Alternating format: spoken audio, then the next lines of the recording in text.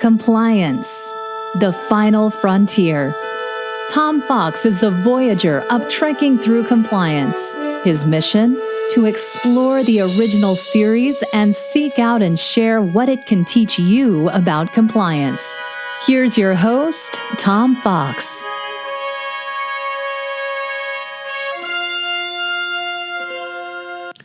Trekking Through Compliance, Episode 37, I Mud. In this episode of Trekking Through Compliance, we consider the episode I Mud, which aired on November 13, 1967, and occurred on Stardate 4513.3. A man named Mr. Norman, who has been aboard the Enterprise for 72 hours, and strikes Dr. McCoy as odd. McCoy's suspicions are confirmed when Norman overpowers Ensign Jordan, the auxiliary control operator, and redirects the ship. Security guard Rowe reports that the directional controls are now unworkable. Mr. Norman then barges into engineering, increases speed to warp 7, and sets a booby trap to prevent tampering. He hijacks the Enterprise and takes it on a 4-day trip to an uncharted planet of robots who exist solely to serve humans. Harcourt Fenton Mudd, previously encountered in the episode of Mudd's Women, is the ruler of these robots. He's escaped from prison where he had been condemned to death for fraud and has created an army of 500 robot women. He also created an android version of his nagging wife, or former wife, I should say, Stella. Unlike the real Stella, the androids follow instructions and are forced to shut up when Mudd tells them to do so, i.e., former wife Stella. Mudd is being studied by the robots who are accommodating him, but refuse to let him go. The androids tell Kirk that they were built by people from the Andromeda Galaxy. However, the civilization which constructed them was destroyed by a supernova, and so the androids were left without supervision. They have now found a new purpose in Mudd. Spock makes inquiries and discovers there are 207,809 androids, and most importantly, they seem to be controlled by some centralized coordinating power.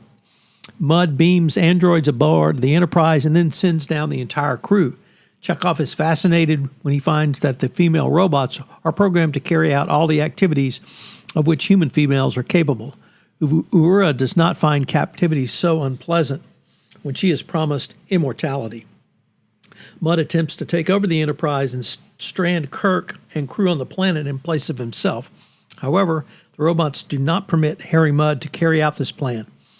They find people too destructive and plan to take over and serve all humans in the galaxy to control them. Spock learns that there are very many robots of Alice, Oscar, and et al. Series, but only a single Norman. He speculates that Norman is the central coordinator and suggests that they coordinate their efforts on him. They tranquilize Mudd and then claim they need to beam him aboard the Enterprise to cure him.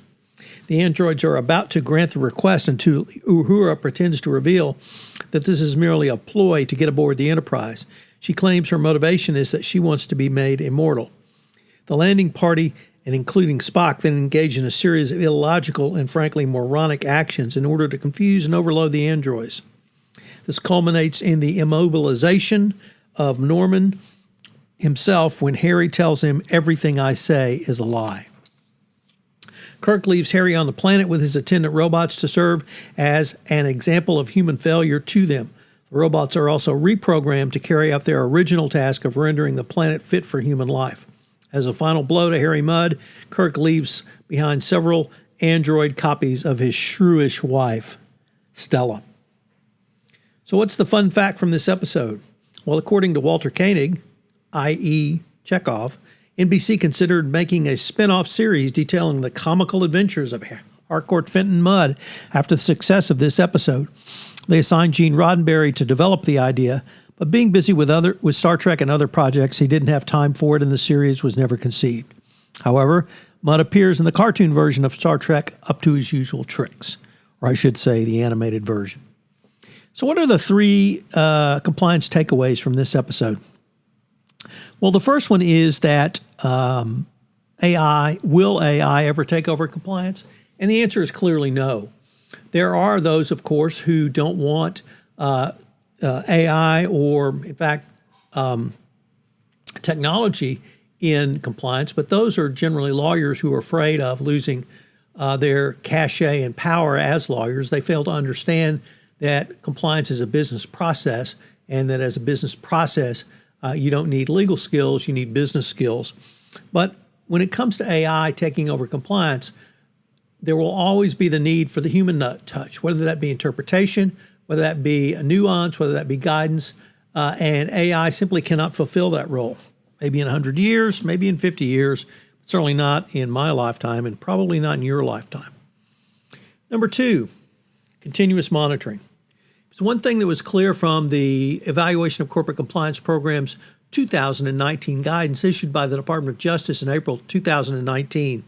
Continuous monitoring is not a part of your program that's good to have. It's not a part of a compliance program that you should have. It's a mandatory part of every compliance program. The reason being, as a business process, you have to continually monitor that process. And then you have to take that information and loop it back into your compliance program in a continuous feedback loop.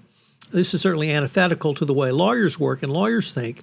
And that's why it's important to understand and see compliance as a business process going forward. Because as a business process, you understand that something can take continuous feedback from a continuous monitoring component and move forward.